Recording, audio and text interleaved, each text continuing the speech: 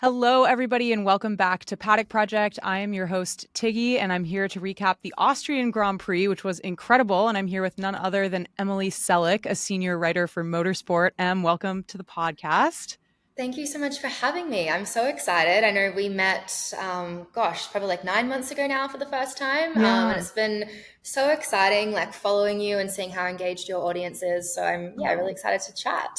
thank you. And same to you. I mean, your writing and your coverage has been absolutely incredible. And I love the trajectory Motorsport is on. So lots to Uh, discuss. Thank you very But much. the Austrian Grand Prix, what a banger. And it was also announced, I think today, we're recording Sunday, that it is extended to 2041, which is a huge vote of confidence in a Grand Yeah. Prix and in an era when there's increasing calendar rotation, stuff like that. So that was a big story. Do you have thoughts on the extension? Yeah, I mean, it's funny. It's like if F1 likes you, like you're on the calendar, like until like for eternity, essentially. I mean, it's been kind of the same for, I think Miami has a really long contract. Australia also extended. But, it's a great track. It's a favorite of the drivers. I think, the whole paddock, enjoy going there. So I think it's a good choice for them to keep on the calendar. Yeah, I fully agree. Well, before we dive into everything, would love for you to just introduce yourself to anyone who might not be familiar. I'm sure everybody has read your stuff, but you're doing so much. Like, how did you get into motorsport? Talk to us about your role right now. Yeah, so I work for Motorsport Network across motorsport.com, a little bit of autosport as well.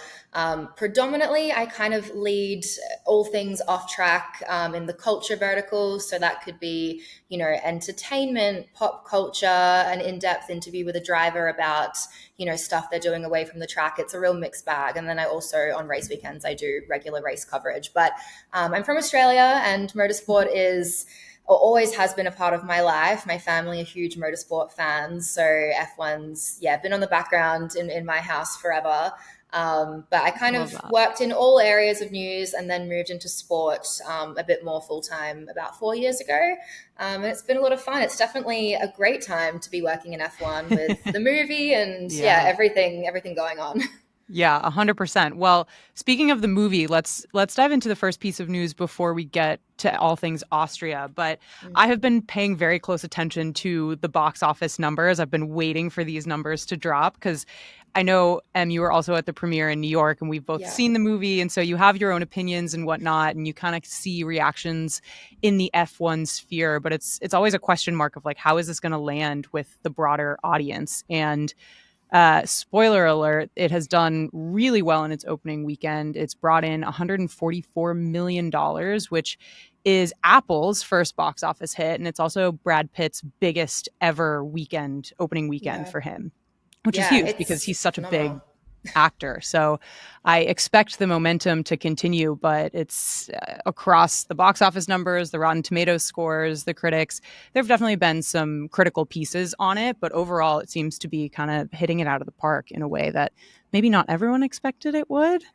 Yeah, I mean, it's funny you say that because I think about 2 months ago, I was a bit concerned because I had not seen any promo anywhere, and I took kind Yeah. of an unofficial survey just with my friends who are all like very switched on into pop culture, and not a single one of them knew there was an F1 movie coming out. And I was like, oh my gosh! I think on a podcast I said F1 needs to ramp it up, and I feel like Yeah. they heard me because, gosh, you can't escape it, can you? I mean, as you mentioned, it's Apple's like first success essentially, and I mean, one thing to know about Apple is that they put out these films and TV shows and just bizarrely do not promote them. I feel like this was the first film that they've actually properly, thrown their weight behind. It also is a relatively quiet market in the cinemas right now. There's not too much competition.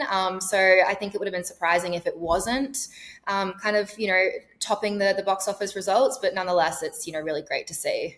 Yeah, 100% agree. And they spent, I think, over $100 million on marketing. But similar Yeah. to you, like before the past few weeks, like the premiere circuit and everything, I really hadn't heard that much. And I was also very nervous, but Yeah.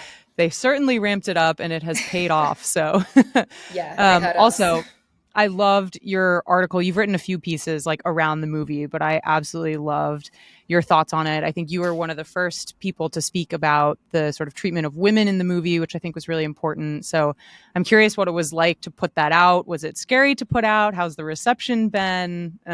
What's that been like? Yeah, I mean, look, firstly, I appreciate it. We saw the movie for the first time in Montreal. They had a media screening, and I think everyone in that room was quite a harsh critic. And I do want to make it clear, I think, it's a good film. I think everyone should go see it. It's good for all of us if this movie does well. And I'm certainly not someone that like hates on things for the sake of it. I mean, I think that's kind of a reductive word, but I think there are some people that think it makes you more cool or interesting to be a hater, and that's definitely not the case here. I think the crux of it is really that the way women were portrayed in the film, sort of at best, is a bit problematic. At worst, is almost making a bit of a mockery of women who work in Mm. Formula One. And it's surprising, I think, because there were so many cooks in the kitchen and so many stakeholders who, ostensibly want the portrayal of women to be positive. I mean, we asked Jerry and Joe, producer Jerry Bruckheimer and director Joe Kaczynski about it, and they sort of said it's all about entertainment. We know not everything is going to be realistic, but it's about entertainment. And I'll put my hands up and say the racing scenes, even though they weren't realistic, I do think serve that storyline. Yeah. But to have Brad Pitt, hooking up with a female technical director, I don't think makes the story any better at all. So I don't really think that argument kind of stacks up, to be honest. Yeah, I think that's totally fair. And I think some of our listeners were also surprised, not that everything should fall onto Lewis Hamilton's shoulders, but of like the fact that he is a producer and supports so many of these causes. It's almost like it's surprising that some of these things made the final cut in a way. Yeah, I think it's a very astute observation because, I often think it's possibly a little bit unfair that we put so much on Lewis's shoulders because, he is the only driver to really meaningfully speak out about racism and misogyny and environmental causes. But at the same time, he really has made activism a part of his brand. Mhm. It's, how he markets himself. So I do think it's fair to look at a project, possibly his biggest project where he's speaking to a global audience and he ostensibly cares very deeply about women in motorsport.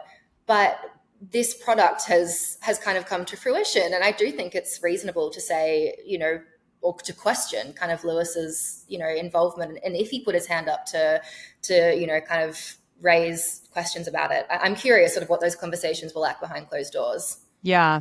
Well, one of my highlights from this weekend was Bernie Collins doing a grid walk highlighting all of the women in motorsport. And I saw a TikTok that was like Bernie Collins single-handedly righting the wrongs of the F1 movie. And I Yeah, loved that. I know. And it's funny though, because both her and Ruth Buscom were actually consulted for the film. Yeah. And again, like, I'm not sure what those conversations were like behind closed doors. I think perhaps they were kind of brought in maybe a little later in the process, and the creative team perhaps were like, oh, well, this is sort of the script we've got. But I don't know. I mean, they're all award winners. These are, very successful, talented people. I don't think Mhm. it's unfair to kind of demand a slightly better product, or to have hoped that it would have been slightly better. It's not like the women in the film are committing crimes or doing anything terrible. It's just that it could have been a bit better.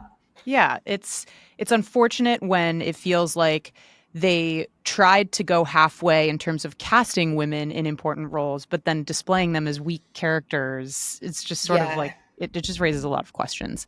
for sure. Um, well, let's get into Austria because I think for any new fans who watched the movie and then decided to turn on the TV and watch the Austrian Grand Prix this weekend, they were definitely in for a treat. And I feel like F1 will be Yeah. happy that this is the first race after the movie came out. But I always do a little bit of a quick, in case you missed it, of some of the highlights throughout the weekend. So I think we can probably jump to quali. So it's a short lap in Austria, which is always Mm, fun. It makes it really fun. It's the shortest lap on the calendar. And yeah. I remember when I went to Austria in 2023, the cars just go by so many times. So I remember saying, like, if you're ever trying to get the most bang for your buck in terms of how many cars you can see in the quickest succession, Austria Yeah. is the choice. But for quali Q1, we had the five knockouts there were Carlos Sainz, Stroll, Yuki, Ocon, and Hulkenberg. We'll get to the Yuki of it all. That was a Yeah. tough weekend for him, and Mm, we got a lot of definitely. questions about his future, which we will dive into. But Yeah. for Q2, the highlight there was the red flag and the grass fire. A grass fire strikes again this season, Yeah. which is kind of crazy. But we had Alonso out, Albon out, Hajar, Colapinto, and Ollie Berman. The highlight for me of Q3, at least, was Bortoleto getting into Q3 for the first time this season. He just had such a Yeah. stellar weekend across the entire Austrian Grand Prix. And then huge pole from Lando Norris, over half a second. That's the biggest pole margin all season. It's his first pole in Austria. And behind him were Charles Leclerc and Oscar Piastri. So that was actually pretty crazy. What did you think of that margin? I mean, half a Yeah. second is I mean, insane. I think it was definitely exaggerated by the fact that Oscar and Max weren't able to get in a final lap because of I Hmm. think it was Gasly who had that spin. But Lando topped all three qualifying sessions, and really put on a dominant performance. I think he needed this. I mean, I'm sure we'll get onto his performance in the race, but after a really terrible weekend in Montreal, he needed that result. Yeah, I loved his Instagram caption of just perfect weekend. Yeah. Favorite race up next. So he's got some excitement coming for his home race in Silverstone. But for the race, this was expected to be a two-stop strategy. Almost everyone started on mediums, but several were able to make it a one-stop. Mm. Unfortunately, not Lewis Hamilton, which we will talk about as well.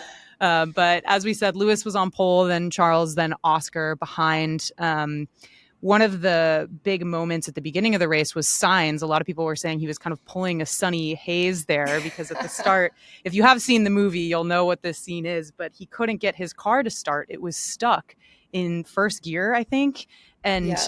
then he was able to get going. So there was like a full reset of they were going to have to do a formation lap again, and Sainz was going to start from the pit lane, and then his brakes caught on fire and he Mm. wasn't able to start. But it was such a I love that bummer we for all had him. that collective thought of, what is this F1 movie promo in I know. in real life? I mean, if you're someone who watched the movie and tuned in for your first race, I mean, gosh, they're probably pointing at the screen like that Leonardo DiCaprio meme. We've seen this before.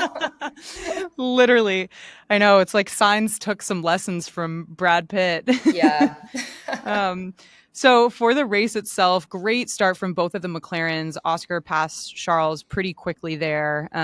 The really unfortunate thing on the first lap was Kimi locking up, hitting Verstappen, which took both of them out. And it was only, I Yeah. think, the second time in the last 75 races that Max has not finished a race, which is just such a I sad know. stat. And Kimi does have a 3 place grid penalty for Yeah. Silverstone because of that incident. We'll talk about that in a little bit more depth. But really, the main highlight of the race was the battle between Oscar and Lando, and the fact that the McLarens were able to just race each other. And McLaren was like, yep, go for it. You Yeah. guys, we trust you to do this. But Lando did hold strong.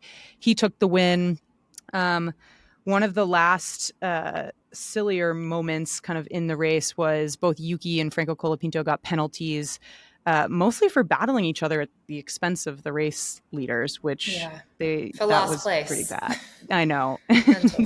Like an Oscars radio that didn't end up getting played on TV, but did you see that where he was like, Yeah. the Alpine still manages to bleep me up after all these Yeah. years? I know we saw that, and we questioned. We were like, "Is this real?" And I had to reach out to McLaren and say, "Can you guys just confirm to me that he said this?" And they were like, "He unfortunately did." But fair play to him. The Alpines ruined his whole, not ruined, but they were trying to foil his plans all weekend, from Gasly spinning in qualifying to that I know. bizarre move Colapinto did, pushing him off the track. Yeah, actually pretty wild.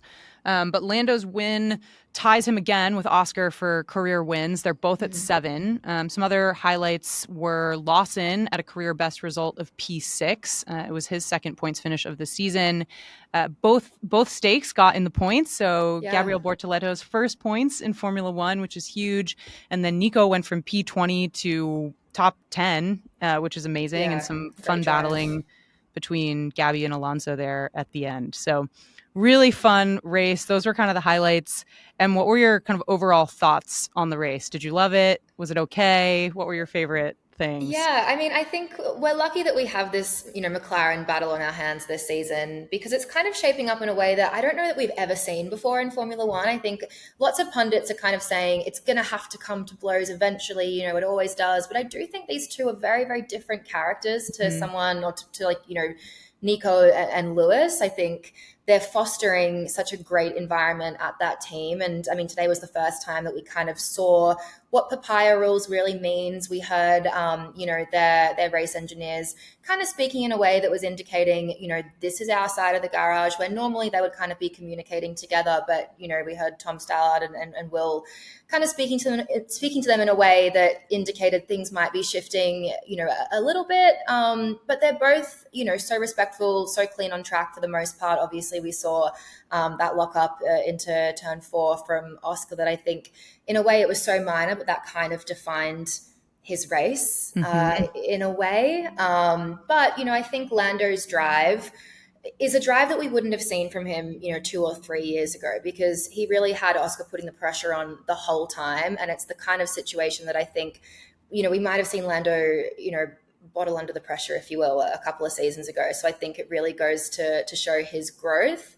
And, I think he's really shaping up to be, world championship material in a lot of people's eyes. And only 15 points between them, which is just so fun. And exactly to your point, like, this is such a treat. I think a lot of people compare it to the maybe Nico Lewis situation, or at least one or two of those seasons. But I don't know if I totally agree with that parallel either. They're just both so incredibly good. And I think the way McLaren is handling this season, they've gotten a lot of criticism for different moments and different calls that they've made, but I actually do think they're doing a pretty good job at handling a very tough situation with two drivers who are so hungry to be number one, to get a world championship for themselves. So I think that brings us into MVPs, because McLaren allowing the two sides of the garage to race for me was the MVP of this race. I think there were so many radios and moments throughout the whole day, or the whole race, where I was like, I actually love this. I think the first one was a radio to Oscar where it was like, your call on the racing situation, which kind of set the tone for the rest of the day. And then I think a lot of the commentators, like David Coulthard, was like, thank you, McLaren, for allowing them to go racing. And Oscar's radio at the end there as well, I think, said it pretty well. He was like, that was good fun. Not sure you guys enjoyed the show, but I hope the fans did, which was good. I think it's really fun for fans to hear that on the radio. It's fun to have two sides of the garage in a healthy way, competing against each other and wanting to win. And sort of, I don't know, I thought that was really funny, especially when they were giving Lando pointers too on, I think it was like turn 6 apex or something. He's like, that if you hit that apex, that will really hurt the other car. And we're like, we know what other car you're talking about here. Yeah.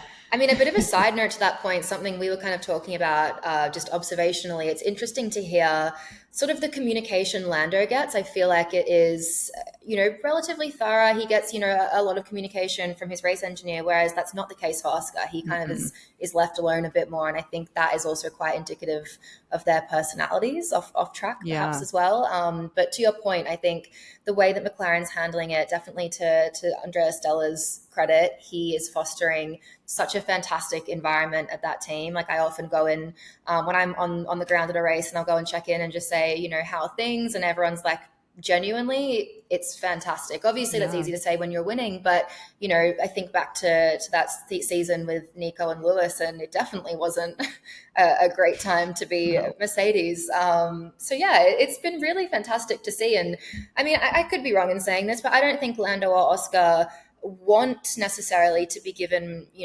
preferential treatment when they're both so like for like. I don't think it would be satisfying if, they're told, one of them's told to hold position, or, totally. It's, They got to fight it out, and exactly. It'll feel that much sweeter for whoever wins. And hopefully whoever doesn't win also feels like they really gave it their best shot and doesn't feel any resentment over what happens. To be honest, I think that's kind of what, like, in my mind, differentiates them from a lot of other drivers, particularly Lando. I mean, we hear him be so hard on himself, but I also think he knows when Oscar wins a race and Lando comes in, P2 or P3, he knows it's because he just didn't drive as well. For the most part, it's not like we've seen Oscar, taking him out, or, vice versa. Lando is not, taking Oscar out. I think they know that, like, when they're finishing in second, it's like, oh, I probably didn't have as good of a race. And they're both like very realistic with themselves. Whereas I think some other drivers would probably try and make excuses. And that's not something we ever really see from either of them. I remember feeling so relieved and feeling that exact point when when Lando had his big mistake and ended his race. And the first thing he said on the radio was like, my bad. And Yeah. he took responsibility for it and he knew it was his mistake. And I just felt so relieved and just like, okay, this is good. You Yeah. understand that. Yeah, you just got to be honest with yourself about whose Totally. fault is what. But yeah, so that was my MVP. I guess I'll also give a second MVP to the sort of Sauber renaissance. Double points, Gabby's first points in Formula One, which is huge. Nico's huge recovery drive. I think it's 3 point weekends in a row for him, if I'm not Yeah, I mistaken. think so. So It's yeah, been a good run for him for sure. yeah. But how about you? What was your MVP? Oh, I mean, look, you've taken sort of my top two out of my mouth. I mean, if we're just talking drivers, I think, it's hard to deny that it was, Lando's weekend. It was such Yeah. a commanding drive and he needed it to kind of keep that momentum in his corner, especially heading into the British Grand Prix. I think he'll be, feeling good. But sort of, more broadly, I think, Stella and the team are doing such a fantastic job there. And then also, as you mentioned, Bortoletto, I mean, I think the lack of points was possibly starting to get to him a little bit. And we've Mm-hmm. seen most of the rookies so far, kind of have a bit of a breakout moment. And I think we saw the same thing for Liam Lawson this weekend too.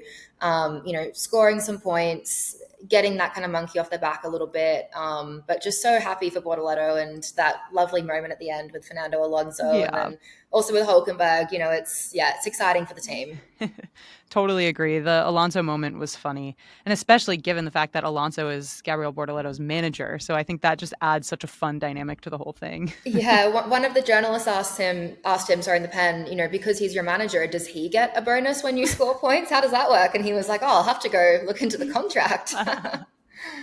I know. Maybe it's in Fernando Alonso's best interest to let Gabby have more points. You should have let him buy, Right? depending on the contract. Yeah, who knows? Mm. Well, how about your LVP? I'll let you go first so I don't take it. Ooh, well, I feel like we're probably going to get onto this Yeah. at some point, but it has to be Yuki Tsunoda. I Yeah. mean, there's just no reason he should be running around at the back of the field, crashing into Colapinto, making these mistakes that look like he's been driving in F1 for 5 minutes. I mean, Yeah. with that incident that took Max out on lap one, Red Bull really needed Yuki to have just a solid drive, and he's really struggled to put it together. I mean, he was totally dejected after the race as well, and I think he's just still totally puzzled about what is not making sense to him about this car. And, it's clear that this is a car that's built for Max Verstappen. Everyone who comes into this second driver role has effectively failed. But it's just, honestly, it's just not good enough. Yeah, I agree. And it sort of leaves you scratching your head and being like, what does Red Bull do next? Do they put Isaac Hadjar in the car? Do they give Liam Lawson another chance? Like, I, I don't know what they do at this point, and I don't know if all of these drivers failing in the second seat is just a symptom of the fact that they've designed a car for one person or if there's something else going on there. But especially we'll talk about the whole Max to Mercedes rumors as well. But like Red Bull Yeah. is not going to be in a great position if Max does decide to leave. And look, I know the regulations are changing next year, so maybe the car will be very different. But if they have decided to build a car around one driver again, like they're really going to be in a tough position. Yeah. But I agree about Yuki. It's really a tough look for him, and it just makes you wonder why it's happening. But getting fully lapped in a Red Bull on merit, essentially, and then that 10-second penalty, the announcers called it a test session. It was really bad. Um, Yeah. It's but yeah, so unfortunate. I'll definitely agree with that LVP. And then I Okay. would give my sort of relatedly other LVP to just back markers holding up race leaders. Oscar's radio was like a perfect encapsulation of this, but I don't understand how that is allowed. And especially at the end there too, with Oscar being held up by Alonso and Gabby Bortoletto as well. It's just sort of like how is that Yeah. right? I know. I'll have to go and look at like what the actual wording is in sort of the Yeah. FIA guidelines because if you get blue flags, you have to move aside. And I think it's tricky because in a situation like that train that the leaders came up to of Lawson, Alonso, Bortoleto, I think that was a pretty good midfield battle. There, Mhm. especially Bortoleto and Lawson, battling it out for points that mean a lot to them. It is a little bit different to Colapinto and Yuki crashing into each other for last place. Like that was just ridiculous, and it Yeah. honestly looked a bit amateurish. Like there's no reason why the championship leader should be getting taken out by the guy running in last. It's just No. not good enough. Yes, it is. It's amateurish for sure. Mm. Well, let's dive into some of the other race discussion points. Some of them we haven't talked about, some of them we got questions from listeners on. So let's go through everything we haven't yet discussed. I think Cool. relatedly to what we were just talking about is the George Russell contract question. And there were some comments made by both George and Toto Wolff ahead of the race weekend, both about the sort of contract situation in general and then also vis a vis Max Verstappen. So Yeah. George's contract ends at the end of this season, and it sort of felt like up until this point, it was relatively standard contract procedure. Things were going to get signed. It was just a matter of like when they're inking the contract. But the comments this weekend, especially made by George, makes me feel like maybe there's a little more trouble in paradise than we expected. And Toto being so open about the fact that they are talking to other drivers, Max Verstappen being one of them, it just makes you question what will happen. I think George has done everything he possibly can to get that renewal. He's driven incredibly well so far this season. He's really stepped into that number one driver role and Yeah. taken Kimi under his wing and sort of stepped outside of the shadow, for lack of a better term, of Lewis Hamilton last season and always sort of being the number two. Um, and I hate I just don't know if Max would ever go to Mercedes. I have a hard time thinking that that is realistic, but I guess you also never know. I'm curious what you think about this whole thing and what you think will happen. Yeah, it's all a bit funny, isn't it? I mean, I think the realistic thing is that Max holds all of the cards here in this situation. He's four-time world champion. He is paid handsomely at Red Bull. He, lacks the team. He's got a lot of, authority at this point within the Red Bull organization, but he obviously wants to be competitive. He wants to win. So I don't think we can totally rule out the idea of him leaving Red Bull, although it almost feels illegal to imagine him wearing something other than a Red Bull polo shirt. So I guess it becomes a question then of, how long is Toto Wolff willing to wait around? I've sort of been in the camp of thinking we might see Max making a move for 27 because Mm-hmm. realistically it's going to be a very, very hard sell for Toto or for any other team boss because until we see, the 26 cars on track at testing Yeah. in January next year, it's almost impossible to know just how they're going to stack up against each other. So it's almost, I personally think, I don't know everything, but I think it would be kind of silly for Max to take that gamble at this point. Yeah. But on the Mercedes side, I think the reason why we're kind of hearing these question marks about George is because, he has been like there or thereabouts throughout his whole time at the team. He's oftentimes best of the rest. But I don't know that he is exactly who they want to build, this next era of the team Mm-hmm. around. I think I don't want to say struggling, but the team is definitely figuring out their identity in sort of a post Lewis Hamilton world. And Toto has been very, very adamant that he wants to give Kimi time to grow and learn and make mistakes and doesn't want him to be front and center. He doesn't want, a media storm around him. So, it's not like they're going to put Kimi front and center tomorrow. So they kind of need someone else to take the lead. And I do think it's a bit unfortunate for George because, as you say, he's done everything he can.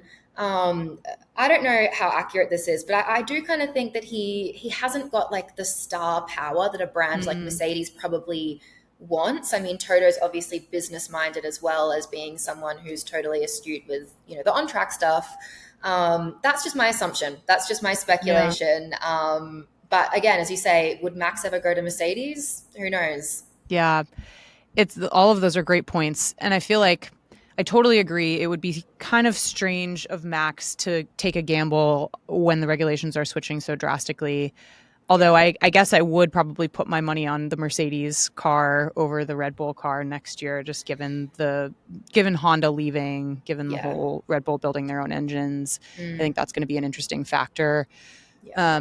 But yeah, I totally agree. And I do think the unfortunate reality for George is if Max decides to go to Mercedes and Toto, of course, will say yes to that. I don't think it's Kimi they're going to kick out, not someone that they've invested so much time in, who's young, who No. may be the next Max Verstappen, who's like shown a lot of promise in his first rookie season and seems to have a lot of the raw speed and talent and potential star power that I think the Mercedes team would want to build their next Yeah. era around, to your point. So, yeah, I think that puts George in a little bit of a tricky situation.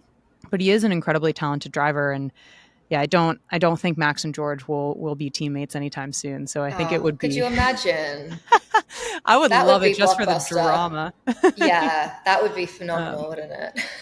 but part of me almost feels like Max would look at Aston before he looks at Mercedes, just because of the Honda of it all, because of Adrian Newey, because of the huge budget that that team has. Not that Mercedes doesn't have a huge budget, but Yeah. I just think that Aston Martin is having a tough season this season, but it seems like all of their investment and all the eggs they've put into the 2026 and beyond basket. So I feel like Max would look at Aston at least Yeah. alongside Mercedes.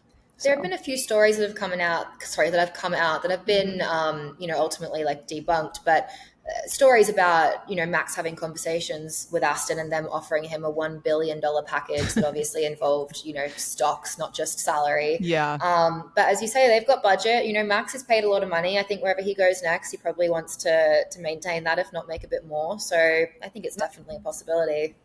definitely.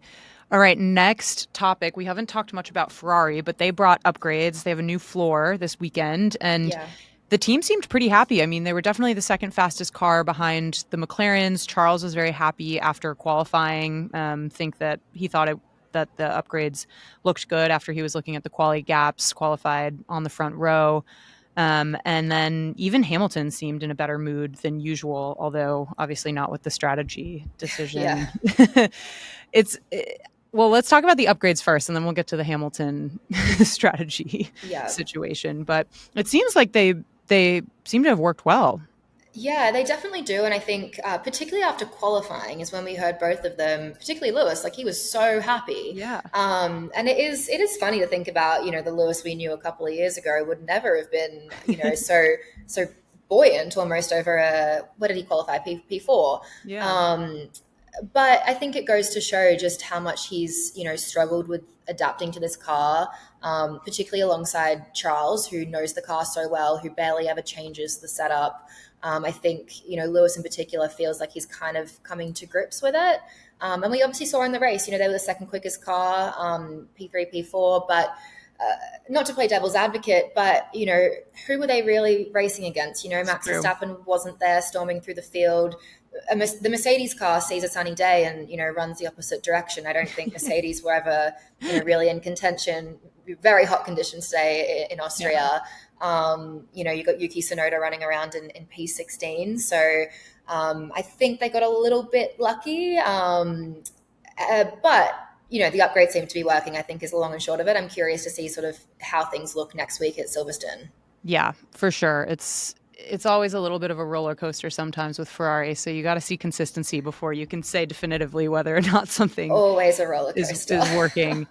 But it's good to see the drivers happier than usual at least. And yeah, I think it signaled a positive thing to me that Hamilton wanted to stay out, that the tire degradation was not as bad as he thought, and he seemed to Mm. be feeling good in the car. I'm so curious. A lot of listeners ask questions about this. Like, why, what was Ferrari seeing that Lewis was not, that they would tell one of the best drivers of all time who's saying, I want to stay out. It's only 20 laps left. Let me stay out. My tires are good, to force him into the pits. Like, what could they possibly be seeing that he Yeah. wasn't? I guess from their perspective, they're, looking at a weekend where Max and Kimi are out, George is nowhere, Yuki is nowhere. They have got P3 and P4 on lock. These are, Mhm. important points for them in the constructors. Let's not risk a tire blowing up or an issue. We'll pit you. And I do think the two stop actually was ultimately a Yeah. bit quicker than the one stop. And I think they were probably saying, like even if Lewis was able to race Charles for P3, I don't think that was as of much importance to the team. I think they were like, let's just make sure, we're bringing these points home and not risk a potential issue if we stay out was he on the hards, I think, at that point that he was I saying. can't remember. Yeah, I would assume that's probably it, but it's a good question because obviously Lewis was so adamant that he could stay out, but I think they were probably looking at everything and saying, let's just play it safe, let's make sure we get these cars home. Yeah, for sure. I think you never know when your tires are just going to go. So even if they feel Exactly. good for, however many laps, if you do have 20 laps to go, I guess there's always a risk that something can happen. Yeah, So maybe exactly. that was the right call, but I felt bad for him because I think he felt that maybe a podium could have been in the cards, but maybe Yeah. next time, maybe Silverstone, we'll see. And he loves that track. So I Yeah, feel like you can never count Lewis Hamilton out at Silverstone. exactly. Back-to-back wins. We'll see. Yeah. Okay, next topic was the Max retirement and the Kimi mistake. So Max on the radio when it happened did swear, called them bleeping idiots. But then when he got out of the car, he was very calm. And his comments after the race, too, saying that Kimi, came quickly to his hospitality and apologized. He admitted that every driver makes these kinds of mistakes. Nobody does it on purpose. It felt like a more mature Max. And I wonder if that was because it was a rookie and it was Kimi. Maybe if it had been a driver like Lando or George, God forbid George, it would have been a different Yeah. situation. But I sort of enjoyed that reaction from Max. I thought that was maybe less characteristic than usual, but sweet. Yeah. Yeah. I mean, I think, as fiery as Max can be, I do think he is very like realistic and very analytical. And I do think he's probably come to the realization that this championship battle is going to come down to Lando and Oscar. I mean, I'm not sure if you Mm-hmm. saw Helmut Marko after the race said, we're not in this fight anymore. And I Yeah. guess, it's not like Kimi intentionally took him out. I think he, came out of that incident, realized I'm not fighting for the championship this year. No one's intentionally taken me out. He kind of didn't have a reason to yell and scream in the media pen. It might have been a different story, as you say, if it was a different driver. But yeah, I mean, as he said, it was a rookie era. Everyone's made those mistakes, particularly Max when he first came into the sport.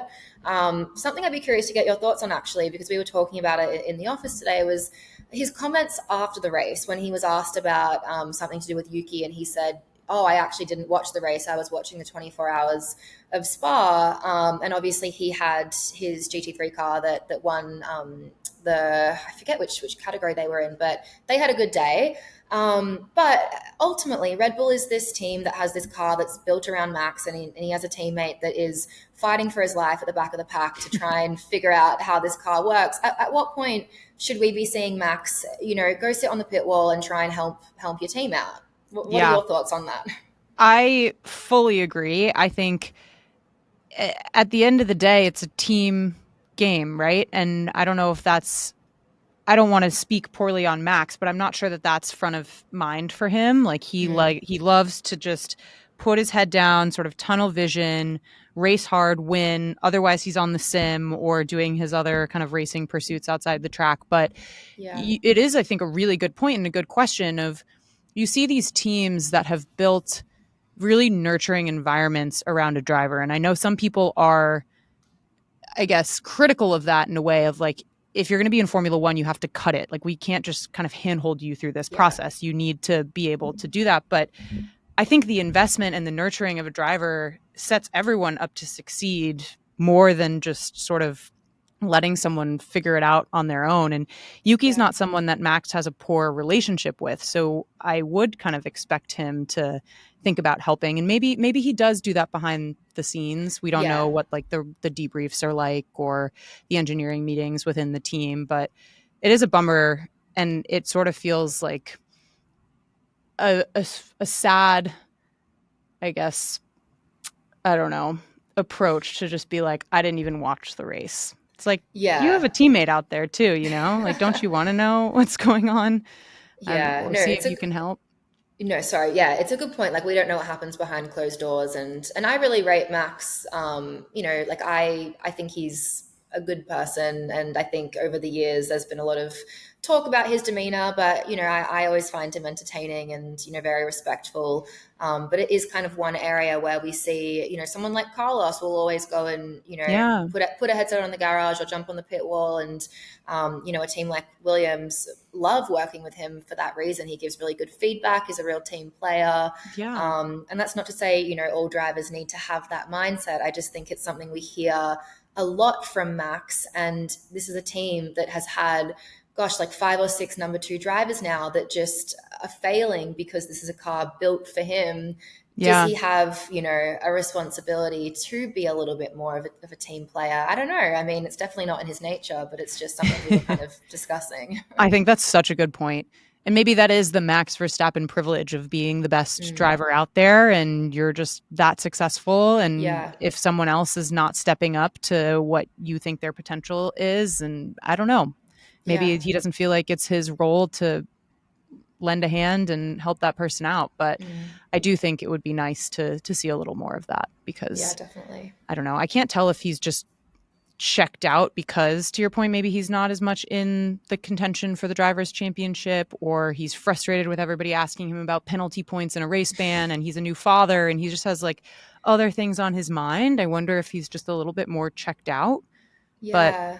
I don't know. It's Yeah, hard to don't ask say. him about penalty points. He won't Yeah. be happy about that. Well, he's, I think, in the clear, right? Wasn't it the end of the Austrian Grand Prix weekend? Yeah. So he's got a couple points expiring, which means he has made it safely to Silverstone without a race ban. Yeah, we'll see him in the UK.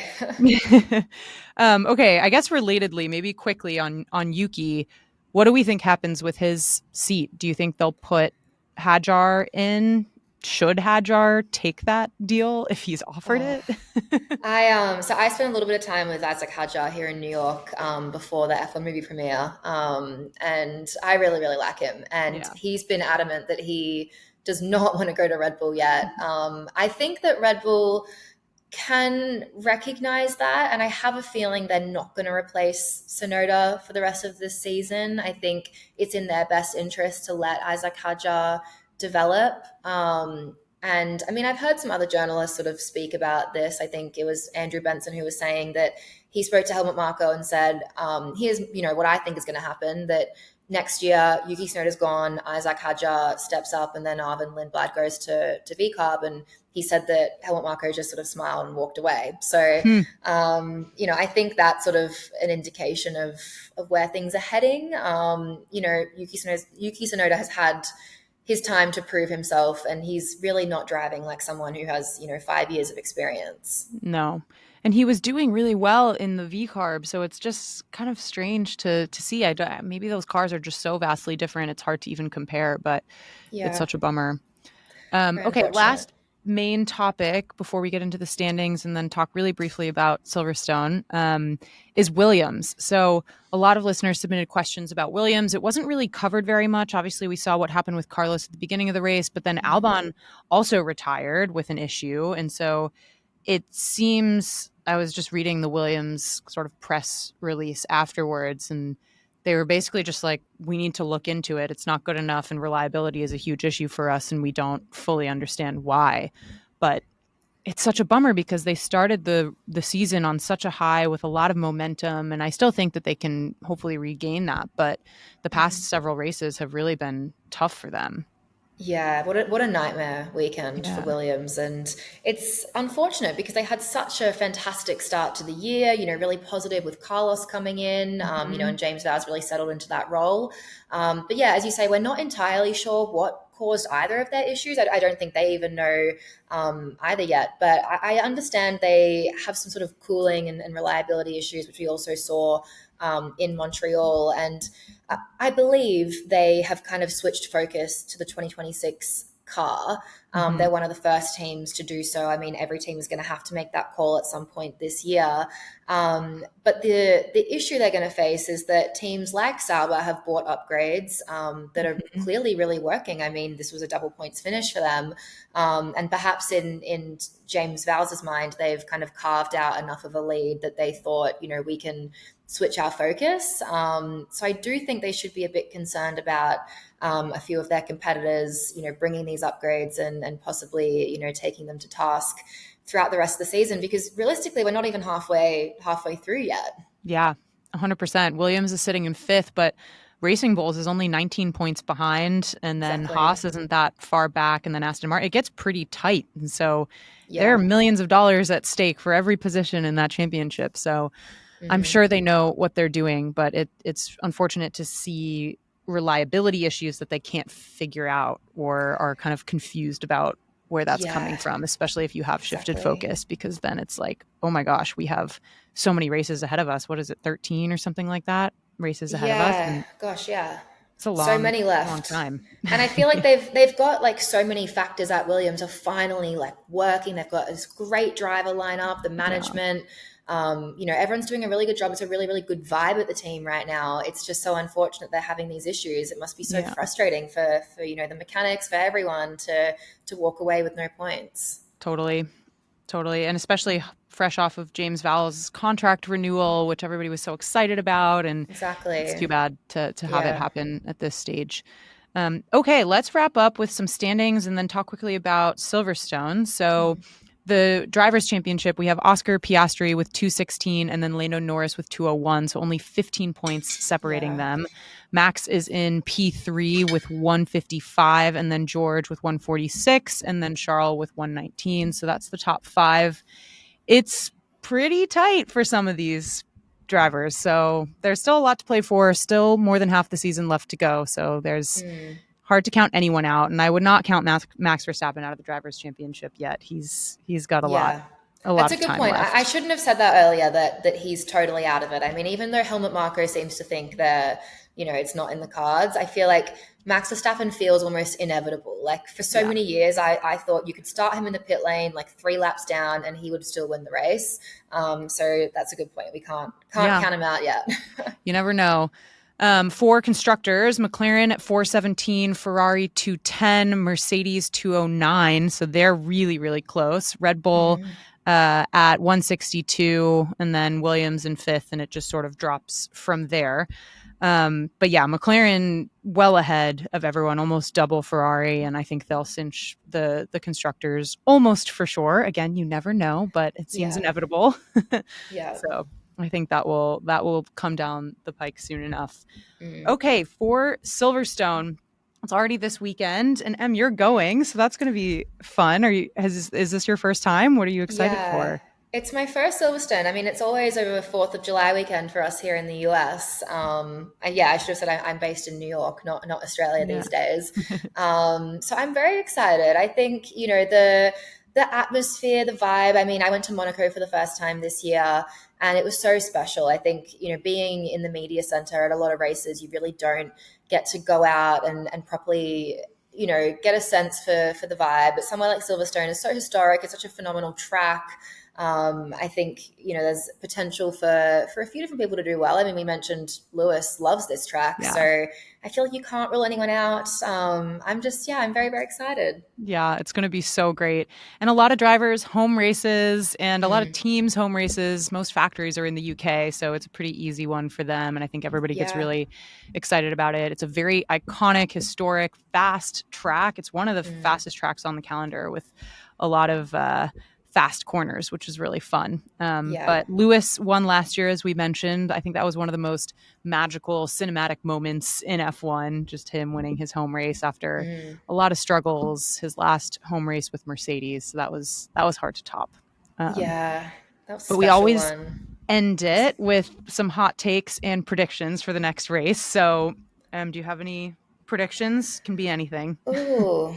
Um, See, as an Australian, I mean, professionally, I'm not biased. I'm very impartial. But as an Australian, I am always wanting the best for Oscar Piastri. But I do think it would be really nice to see Lando win the British Grand Prix. It would be amazing. Yeah, I would be happy for him Okay. to take home a win.